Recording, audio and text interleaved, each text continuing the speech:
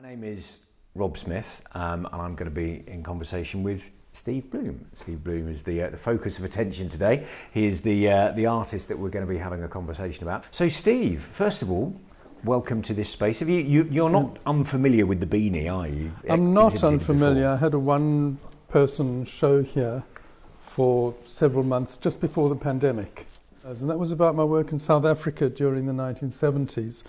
I was exiled from South Africa because of my photographs of people under apartheid, and I came here in 1977 with a pile of pictures which I gave to the anti-apartheid movement, and they were subsequently published, and that made it impossible for me to go back to South Africa. So that was a completely different body of work. Most of my life I've been working in photography or as a photographer. But painting is something that you've only really started to get into in the last 2 or 3 years, isn't it? So what spurred that? Well, a couple of things. During lockdown I couldn't get out and take photographs, and also I became ill during lockdown. I was diagnosed with aggressive prostate cancer, and I went in for surgery, and while I was under anaesthetic I had heart failure. Fortunately, the second time they got the prostate out okay. I had another heart incident and ended up in intensive care, but I mean, now I'm absolutely fine. Now, the way this is related to the painting is I was in hospital. I needed a third operation for a hernia, and while I was waiting for the hernia operation, Russia invaded Ukraine, and they were bombing.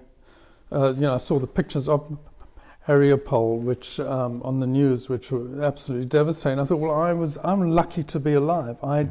Personally, I'd come very close to death, and I kind of feel I'm on extra time. I feel like I'm a different person coming out of this, and I thought, I'm seeing these images of people being killed in this way and bombed, and this whole idea of people deliberately murdering other people was something that just filled me with such horror. And I'd seen Picasso's Guernica at the Museum of Modern Art in 1980 before it went back to Spain, and I was so moved, I was so thrown by it. I stood in front of it for, it must have been hours, and it was etched in my brain, and I just felt I had to do something. I had somehow try to express that, and so I painted that picture. Okay, so it was a kind of a direct response to 2 or 3 different things that are going on in your personal life and to what's going on in the world. Yeah. So if we look at Guernica, so I would imagine all of you have had the opportunity to look at the exhibition and actually have a look at Steve's painting there and take a bit of a look at it. Guernica itself is pretty monochrome, isn't it? It's all done in shades of black, white and grey. And the central area of the painting that you've created is similarly kind of monochrome. So was that a deliberate choice from that influence? It's got some colour, it's got bits of orange in it, but as I mean, it is primarily a monochrome. The people are primarily monochrome. The reason for that is, firstly, the background is the colours are very intense, because when you see pictures of on the news of these explosions, which tragically we're seeing now so much with the Israeli-Gaza conflict, you see these bright colours, bright explosions, but the people themselves in the painting, the colour's been stripped out of them. They're ashen, they're broken, they're absolutely destroyed. And I mean, that was in Guernica with the monochrome image. And as a photographer, I do both black and white and colour.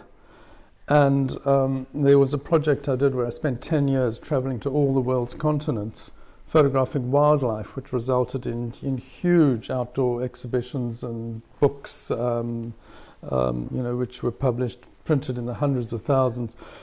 But those were in colour.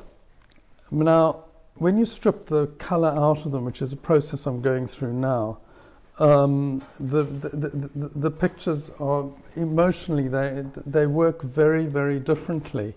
So the project I'm on now is called Going Almost Gone, where I'm taking pictures from more than 20 years ago, because climate change has the last 20 years it's got so much worse So the colour pictures, there's a certain amount of sentimentality in the colour pictures of the natural world. The moment you take out the colour, there's a certain, they kind of become frozen in time in a different way. They become sculptural, almost like marble sculptures, icebergs in black and white. I mean, icebergs are pretty monochromatic anyway, but when you see these shapes in black and white, they kind of become locked in time. So it's just different. It's black and white pictures evoke different emotions to colour. So that was a thought. That was a deliberate thought process when you were actually painting this, because the colour around, as you say, is intensely vivid and quite alarming almost. You know, it's a literal attempt to try and create that feeling of the fire and the panic that they would be feeling in those environments. Yes, I think so. And then they, you know, it's the people are almost trapped in this sort of circle of fire and devastation, and they've lost all their colour, and they huddle together, and they, you know, everything's been taken from them. So, as somebody who comes from a photographic background, did you find it an easy process to then pick up a paintbrush and actually start painting? It's never easy. It's always I think art is always a struggle. You know, you're struggling to. There's a surface, and you're trying to put life into that surface, and it's just this continual struggle working at the surface. Whether it's a photograph or whether it's a painting, you're just trying to produce something which evokes in other people a sense of what it's like to be alive. So I want to go back in time. Sure. Let's go right back to your kind of your youth, where you grew up in South Africa, how you came to be in the UK, and how you came to be a photographer. Sure. So as a child, were you always sort of visually interested? Did you have it? When was the first time you picked up a camera? Oh, it was a Box Brownie, and it must have been about 1962 or 1963. I was always fascinated by it. And growing up in South Africa, we didn't have TV. Because it was banned until the 1970s, the government considered it to be an instrument of the devil, as they put it. So we had Life magazine, and I would pore through copies of Life magazine. I would study the pictures, and I would go through them over and over again. And that was something that was so attractive to me. And so, from a very early age, I was very much. All I ever wanted to do was make images, one way or another. So you had a Box Brownie as a kid, yeah. But it's quite a leap. It was my sister's, actually. But, right, okay. Did she mind you using it? I didn't think so, no. Oh, okay. Yeah. So, and do any of those pictures still exist that you took when you were a child? Just one or two in scrapbooks. But it wasn't until the 1970s, when I was a young adult then, and I went out into the townships and onto the streets of South Africa, photographing people under apartheid. I mean, I was, my family had a history of opposing apartheid, and we'd known people who'd been persecuted and so on. And so I kind of had I guess through my upbringing, an opposition to it. And I spent a few years. I was working for a printing company. And I spent a few years going out photographing people in areas where white people weren't allowed, or in areas where there's a place called District 6, which was a mixed race area, and they designated it whites only, and they destroyed all the houses, and they threw all the inhabitants out, and they sent them to a rather remote, dusty area called the Cape Flats, with winds, and just not very nice, and far away from Cape Town, and that was devastating to the community. So I photographed people outside their houses while they were being demolished. And what drove you to do that? Because people have different responses to things at different points in their life, and the urge to document it, to see it, to capture it. Do you know where that came from? I don't know, probably from my early roots. I had a very troubled childhood, and there were unpleasant memories, and I guess that kind of pushed me in that direction. So are you wanting to sort of, it's kind of fighting against unfairness? I think so, yes. I saw injustice in apartheid. And, I didn't have a stable family life in my early life, and perhaps I kind of made a subconscious link between the two and felt a sense of wanting to represent the underdog. Because, and we don't need to go into sort of any of the details of your family background, but I think it's important that people understand the fact that you had you had to scrap for the pennies. Yeah, I mean, I'd had traumatic childhood experiences. I went to live with my father when he moved. He was exiled from South Africa.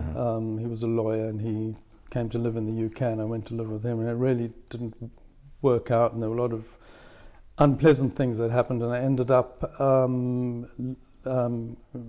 alone, living in London at 16, working in a camera shop and living in a room in the YMCA. Then I went back. That was in the late 60s, early 70s. Then I went back to South Africa, and had got a job as a printer, and it was only then that I started doing the photographs under apartheid. So that moment when you were living in a camera shop, or working in a camera shop, I wasn't living in a camera. But if that hadn't happened, would your life have turned out differently? Was that just a coincidence? Well, I can't say for certain. I've always wanted to make pictures. In 1993, I decided to become a wildlife photographer. So at that stage I was 40, and I felt this compulsion to travel the world and to photograph wildlife on all the continents. And because in a similar kind of way to the South African stuff, I got this sense that we were losing something. I knew that where the pavements end and the wild world starts, that was being devastated. And I had to go out and photograph that. So my first book was called In Praise of Primates. I thought, well, primates are the closest genetically to human beings, so I did a book on monkeys and apes, and that sold 220,000 copies in 10 languages for a first book, which I was very pleased with, very, very pleased with. And then my second book was called Untamed, and it was a huge tome, and that was, I think that was probably about 150,000 copies or something in 10 languages, worldwide. And that was traveling to all the world's continents and getting the endangered polar bears walking on the ice. But I mean, I photographed orangutans in Borneo, and 2 weeks after I left, there were massive fires, and the orangutans I'd photographed, some of them had died, and their habitat was destroyed, so I was very kind of aware of that. That led to big outdoor exhibitions, which are called Spirit of the Wild. I think they've been in something like 15 different countries as major city centre outdoor shows, and being free and outdoors. They were, I know the Copenhagen one, they counted more than 1 million visitors. So, I was taking pictures out of galleries and putting them in public places where they could be seen by large numbers of people. So I want to go back again. Am I digressing too much? No, this is good. I'm enjoying all the digression. But I want to just go back a little bit. So you mentioned about the photo retouching. Yes. So you actually had a period of time working for a wallpaper manufacturer?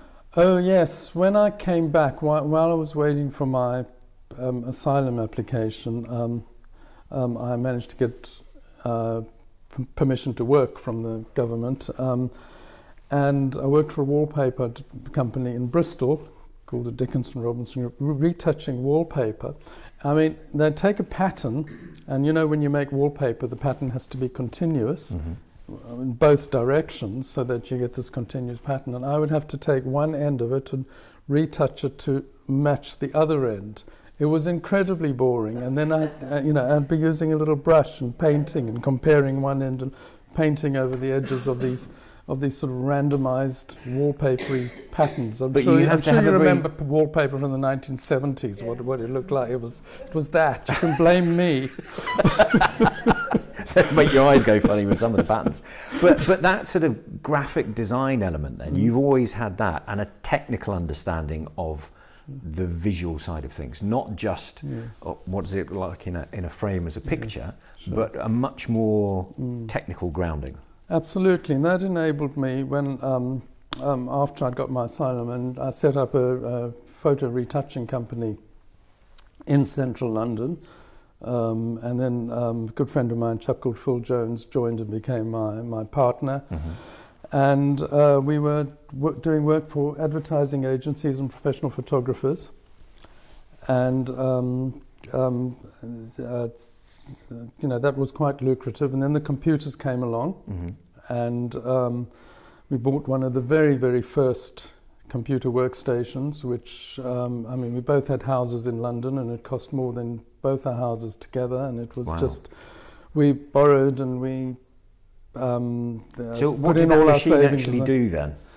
This was like an early form of Photoshop, was it? It was, yes, it was an early form of Photoshop. Photoshop wasn't developed enough at that stage to provide those services, but because very few people could do it, we got a lot of work out of it, and it was financially it was a huge risk. But when Photoshop came along, that killed our business because Photoshop was available to everybody, and at that point, at the age of 40, I decided to be a wildlife photographer. Okay. Very supportive wife. We had two Where's young Kathy? children. She's in the room. There she is. She's in there. Because I said, look, I want to be a wildlife photographer and go around the world. And she said, well, she was a pharmacist. She said, give it a go, and if it works, great. If it doesn't, I'll go back to pharmacy, because we had two very young children. And it's quite a bold thing to do, isn't it? It was a bold thing to do, I know. I don't know what, today I don't think I'd have that. Now I'm just about to turn 71. But Kathy actually sold the pictures, and the way we made a living was by selling licenses. So if somebody wanted to make a calendar or wanted to appear in a magazine to illustrate an article, or if I had a picture of a running cheetah and they wanted to advertise a computer chip to say it was it was very fast, they'd show the picture of the cheetah, that sort of thing. And so that's how we were supporting ourselves. But at the same time, I was doing books. I've had 15 books, I think 22 languages. So I was continuing to do the books. Books weren't as lucrative as the license sales. So it was the license sales that, because we've had no other funding from anywhere else. We didn't have any inheritance or anything like that. It was all through work, through laying, brick by brick. We'd earn a bit and then we'd invest it in a new photo shoot and so on. And the photo shoots were very risky as well, because I remember going out to Canada to photograph polar bear family coming out of the mother and the cubs. She'd been in the den all through the winter, and she'd bring the babies out at the first sign of spring. Incredibly expensive to do, and I waited 2 weeks, nothing. And the gamble was to pay for another 2 weeks, which I did, and it would have absolutely broken us if that hadn't worked. But I think on the last day, the baby came out, the mother and the baby came out, and we were able to sell the pictures for enough to cover the cost of the shoot. So I'm always really interested in this. There's a balance point between pure art and purely commercial photography or image making, and you have managed to fall on the art side of the line. Has that, which I guess is down to some sort of integrity in yourself. I don't know what that is. Have you ever kind of thought about that? Why you always wanted to have that control and you wanted to have that artistic element to it, rather than just working for one of the big photographic agencies, for instance, and going out and doing stuff? Because you got the technical understanding out of it, and you could have gone in a different direction. I could have. I've been offered commissions, but I've never actually taken a commercial photography commission because I don't want to lose control. I feel everything I've done, I've always done for myself. But there was a while with the wildlife where I was being commercially driven. I knew what kind of pictures sell because I mean we had a family to support, and there was this. I had to do that. I couldn't just photograph from the heart. Now that I'm in my 70s and a pensioner, I think it's a different. My approach is different, and I'm not being that commercial. And now I feel more free to explore. But I've moved back to photography, and I'm doing a lot of experimenting using traditional photographic printing methods, such as platinum palladium, which is an old method, incredibly expensive to do, but makes the most beautiful prints. And I'm experimenting with cyanotypes, which is again a process from from more than 100 years ago, and also taking black and white, printing my wildlife pictures, which I mentioned earlier, as black and white, and then printing them onto ultra thin handmade Japanese paper, and then layering them, which brings us back to painting, because when you're doing oil painting, you're layering the paintings, you're building up. And that's what I love about painting, which is very difficult with photography because you have a flat surface and you have your flat picture on the surface. But by layering ultra-thin handmade Japanese paper, I'm sort of building up a surface and getting something of the feeling you get from non-photographic images. But through photography, it's still very experimental at the moment. But it seems to be going in the right direction. And yeah. Is it important to you that you get a large audience or a good public response to the work that you create, or is that completely irrelevant? I wish it was irrelevant, but I do care. I do want my work to be seen, and I guess in the past with the wildlife and the books and the big exhibitions, I've tasted that. I've tasted the dopamine rush of having these giant exhibitions or huge print numbers, or being invited to the Edinburgh Book Festival and the Cheltenham Book Festival, all these other things, and speaking in large auditoriums and so on. Now the work I'm doing isn't being noticed as much by the high-end art galleries, and it's something I'd like to move into, but it's it's a difficult area in which to make inroads. But I'll keep pushing. So I just want to talk a little bit about the difficulties and the kind of the pragmatic difficulties of being a wildlife photographer and a street photographer as well. So we'll talk about the wildlife thing first of all. So one of the images that you're probably, or one of your most famous images, is of the swimming elephants, that you're physically under the water with elephants swimming over the top of you. And they're astonishing images. They're completely arresting. How did you capture that? Was that deliberate, or was that a happy accident? What happened? No, the publisher Thames and Hudson, I was doing a book to be published by them called Elephant, which was elephants seen every possible way you could. It was Indian elephants, African elephants, and I'd heard that in the Andaman Islands, logging elephants had swum from one island to another. And then the big tsunami came. It was at that time of that tsunami in the Andaman Sea, and the area was devastated. But then I'd heard that just after that there was one elephant who was still on an island, on Havelock Island, who swam. So I actually flew out there. I actually made 3 trips there in all. And got a scuba diver instructor. I'd never scuba dived before, and did a sort of one-day course, and they said, look, it's too dangerous, we'll have to send someone down with you. So I rode piggyback on this guy. Right. And the elephant had his trainer, the mahout, who'd been with, they have a relationship, the elephant and the mahouts, and they'd been together for years and years and years. And then he would take the elephant into the water, and then he'd sort of swim nearby. I had a spotter because the water was very murky, and I think there's a picture in here of it. The water was incredibly murky. There you go.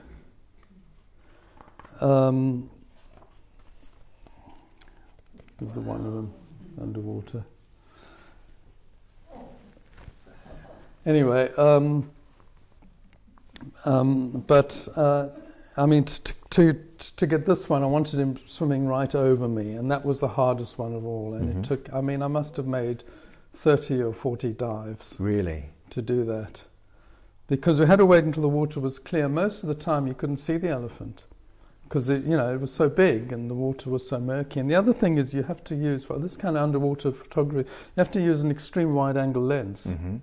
And the refraction of the water changes it to make it look like it's not such a wide-angle lens, because you also have to get very close. So I was actually closer than it appears here.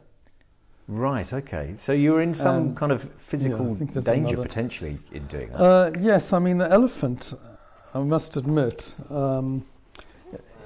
I was trying to get the elephant coming towards me, but he would see me and he had these huge tusks, and he would turn his head because he didn't want to knock me with his tusks. You know, they're beautiful sentient creatures. Oh, that's astonishing. This was a good-natured one. Sometimes you get bad-tempered elephants. Oh, this one was all right. He's since died, and he was the same age as me as well. So I was 55 when I did this, and as was the elephant. And before you, because clearly you had an idea of what you were wanting to go, did you capture the images that you wanted? Are you happy with them? More than that, I thought I wanted a picture of an underwater elephant. And I went there. I was so pleased with the first shoot, I thought I have to go and do it again and again. And it became an obsession. And I was very pleased I did that. Now I'm printing these as cyanotypes, which is this old process. So they're just very blue. It's monochromatic and blue, in a strange kind of way of moving away from colour into monochrome. They look beautiful. I showed you the... Yes, I was. I'll let you into the secret. I was lucky enough to actually go to Steve's house and have a look in the studio and see some of the stuff that he's working on at the moment. And I mean, as you said, that you had a kind of a brush with death a couple of years ago. You feel that urgency to keep working, don't you? No, you know, for a long period before the pandemic, I was doing very little work, and I just wasn't inspired. And I'd kind of been through a period of depression as well, and once you're in that, it can be very hard to get out. But when I had the health issue, I thought, wow, you know, this is not forever. My whole attitude towards death has changed. And I thought, actually, I have to acknowledge the fact that I'm in my 70s. And, you know, either I sit and watch daytime TV all day long, or actually do something about it. I mean, I watched last night this wonderful film about this woman in America who swam from Cuba to Key West, I think it was. Right, okay. Yeah. In her 60s. Totally inspired, and I find that kind of thing so inspiring. You know, you're only here for a short time. All of it goes quicker than you realise, and you've got to do something with it. You know. Wow. So what? You swimming the channel, is that next on the thing there? No. I'm not the physical. So for me, it's all about making art, and just trying to connect with people through art. You know? So let's talk about that a little bit and put things into that kind of wide context. At what point did you allow yourself to call yourself an artist as opposed to somebody who works in the arts or is a jobbing photographer? Or, you know, was there a point where you suddenly thought, no, this is art. I'm doing this for the right reasons? Well, you asked the question, what is art? And it's you know, if you produce something that emotionally stirs somebody else, whether it's through music or poetry or whatever, somebody actually responds to something you make. If you take matter and make something that stirs somebody, well, isn't that art? And whether it's my early wildlife pictures or my photographs of South Africa in the 70s, or I don't want to get too bogged down in what a definition of art is, other than anyone can call themselves an artist if they want to. But that, well, I mean, that's an interesting thing, isn't it? You know, Van Gogh was clearly an artist. He achieved virtually no success as an artist in his lifetime, but his art was recognised afterwards. You at least have had the kind of the privilege and the pleasure of having people recognise what you do in your lifetime. Yes, I think you use the word privilege. It's a huge privilege.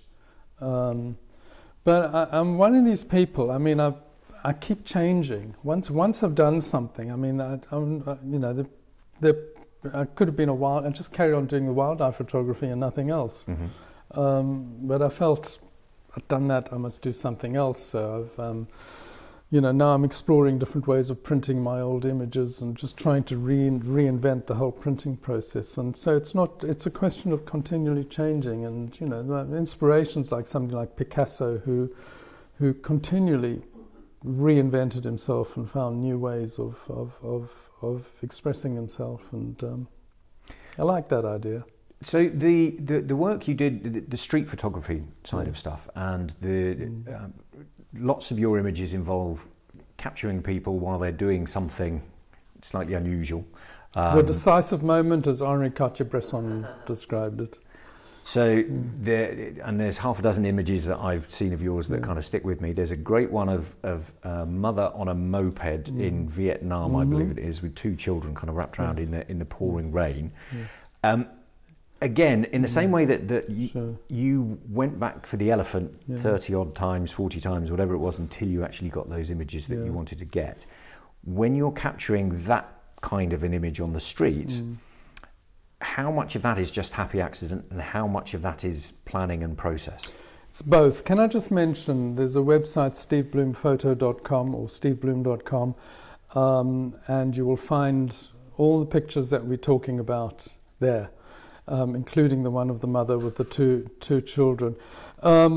My son got married in Vietnam last June, and while there, the day I arrived, I saw the crazy motorbikes with you know everything, not just the kitchen sink, but the whole kitchen, the backs of their bikes, and I loved that. So while I was there for the wedding, every spare moment I got while they were getting ready for the wedding or where I wasn't involved, I would be standing on a street corner photographing bikes. And I think I drove Kathy and my son Adam mad, wanting to just go and stand on street corners with a camera all the time. But I pushed and pushed and pushed. And when I got that picture, I was with Kathy and Adam, and they went. It was absolutely pouring with rain. They sheltered.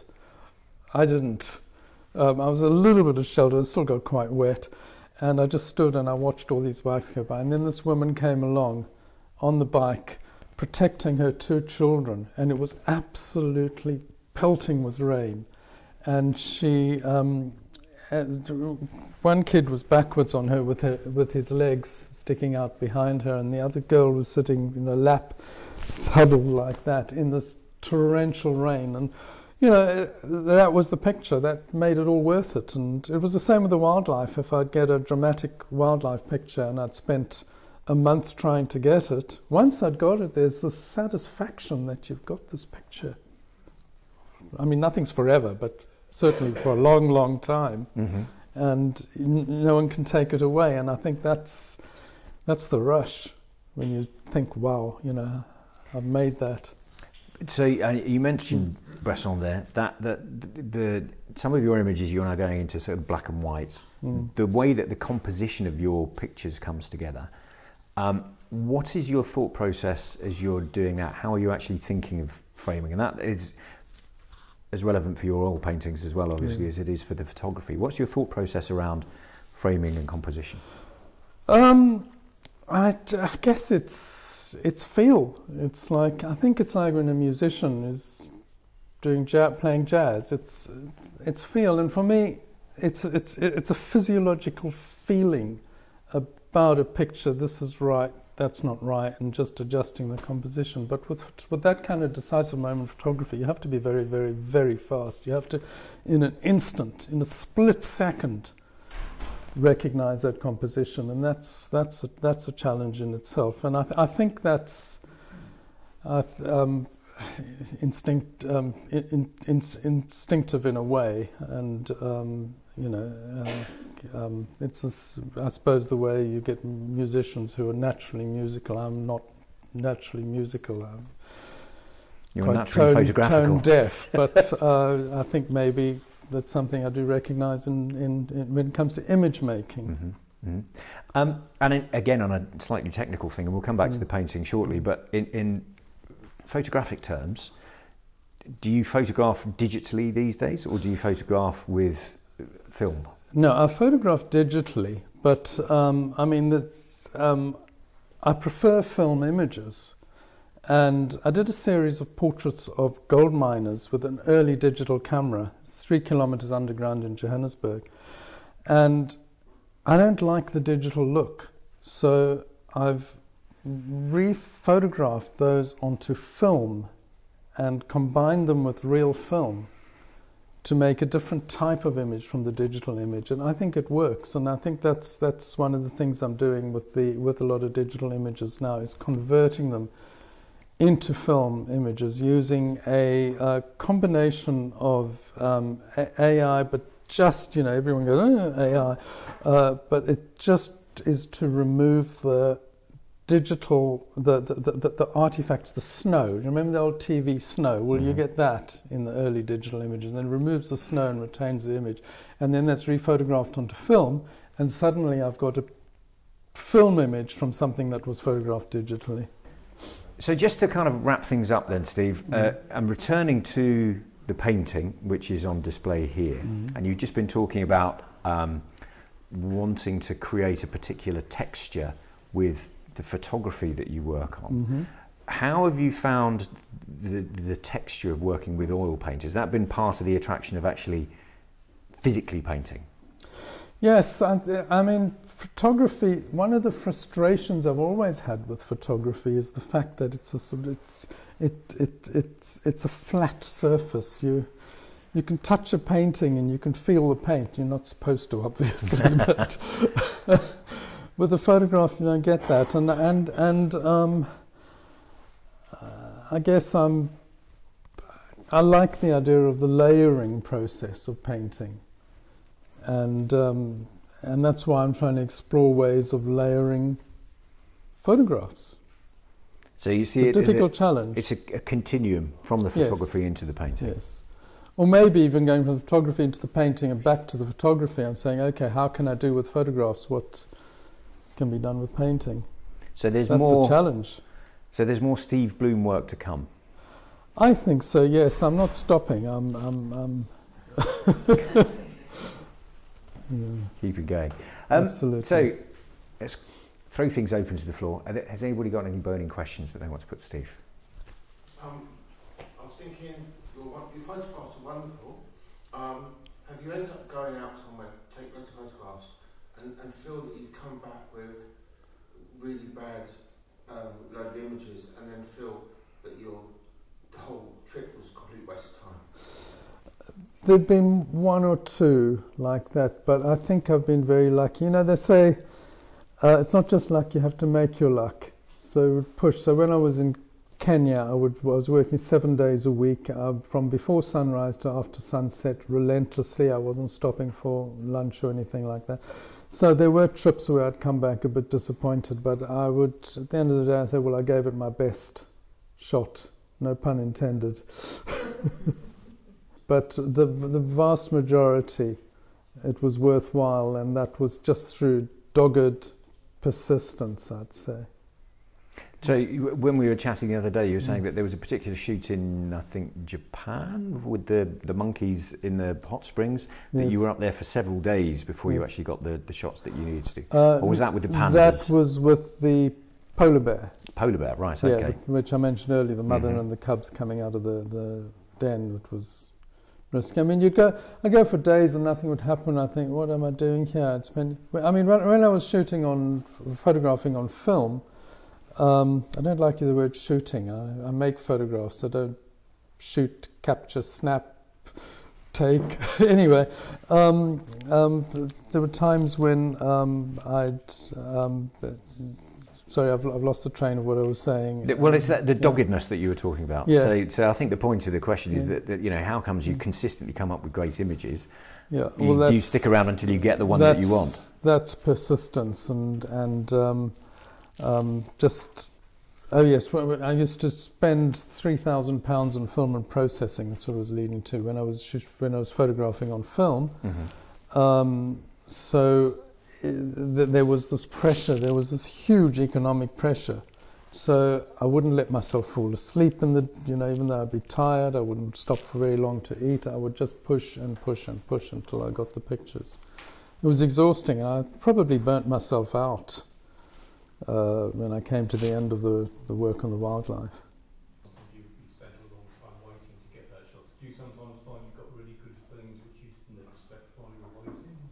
Yes, I think there's always a surprise. Often I go out with a preconceived image in my head, like with the underwater elephant, but other times there'll be a complete surprise, and it's wonderful.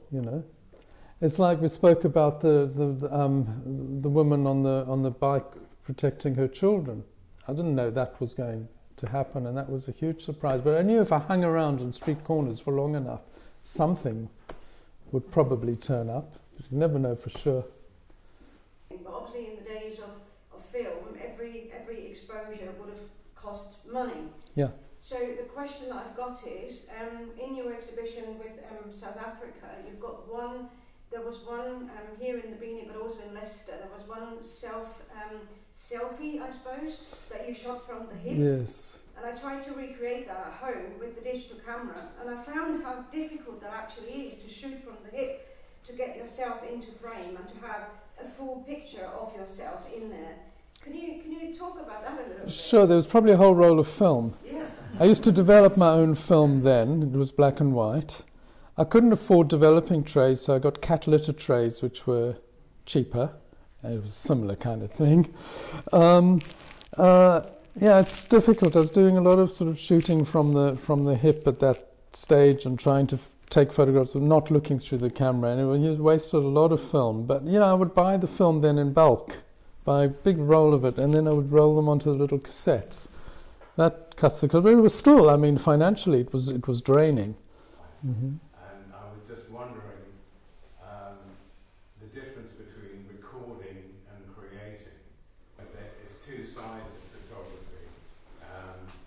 Yeah, I try not to construct the images. I'm not very good at that. I've never really done any studio work because I've never learnt about that. I'm self-taught, so I didn't have the benefit of working with a photographer to learn how studio work works. So and I think I just go in there and with animals, something like an orangutan, I'll just try to sort of let the orangutan's behaviour come to me rather than try and get the orangutan whatever to do something. And I guess that's my approach, not to do too much directing, or difficult with animals anyway, unless they're captive with handlers. But when you see the kind of like the David Attenborough, Planet Earth 3 that's on at the moment, and the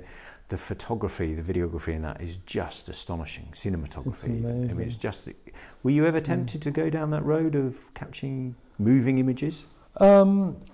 I guess that's a whole process of having the experience and the training, and but he did use on his book The Life of Mammals. He used one of my pictures of a running tiger in northern China on the cover, and he wrote me a wonderful letter, handwritten letter, thanking me for it.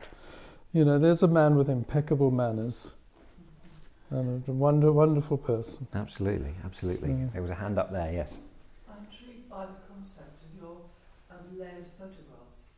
Do you coat your own paper on thin Japanese translucent? Sure, you can coat it. You can coat it for platinum, palladium, and cyanotype and so on. At the moment, I'm using archival inkjet. One of the things I'm also exploring is pysography, which is a carbon ink process of printing with carbon inks, as an inkjet, which is absolutely incredible, absolutely amazing, the results you get. I'm also sort of exploring the idea of doing hand coating, but I haven't done that yet. But there's a ultra thin Japanese kozo paper, which it's like tissue paper. You can hold it up. You can almost use it as a lantern and to backlight it, and to actually layer that, you get some interesting effects. I think I've worked as a picture researcher, so over the years I've licensed your images. Oh, good, thank you. helped pay the bills. And I've admired your work for years. Were you not tempted to move into photojournalism and go down that route? I guess at that time it was very difficult to make a living. That, and I'd trained as a photo retoucher by hand, and I had the opportunity to set up a business and work with ad agencies, and I don't think I would have found a job as a photo. It was just, the press photography was too competitive, and maybe if I'd have persisted in that area, I would have very likely gone into that. But I'd also had the training as a retoucher, and I had an opportunity to do commercial retouching, which, to be honest with you, it was very, very lucrative in the late 70s and early 80s. And also, I suppose you would have been very affected psychologically by things that you had to photograph. Well, yes, I was. I mean, I knew people. They were family friends who'd been imprisoned for opposing apartheid, or had been victims of assassination attempts and all that sort of thing. But I still, the whole fight against apartheid was always very close to my heart. Does that haunt you still, or have you let it go? I think the world in its current state haunts me. It's just this, the increasing numbers of wars and conflict, and I guess that brings us full circle back to my painting of Mariupol. It's just a reaction to the unnecessary horrors surrounding us. Mm. Maybe on a personal level, that kind of goes back to my roots. Are you going to be doing more painting? Do you know, I don't know. At the moment, I've got this idea that I'm going to take my pictures of all around the world of the wildlife and reprocess it as almost an homage to what once was. And that might take up a little amount of my time, but I might wake up one morning, I've got a studio and I've got blank canvases and piles of unused tubes of paint, and I might think, okay, I'm going to do something else. I guess I don't even have control over it. Just the wind takes me different places. Well, she sat there. Full credit to my wife Kathy for putting up with me. Yeah.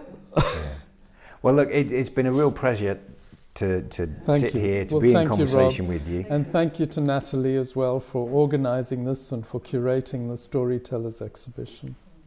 This has got a bio and information about all the artists in this exhibition, so I urge you to get one and support the exhibition, which is a fantastic thing that Natalie's put together. So thank you, Natalie. And thank you, Steve. Thank you.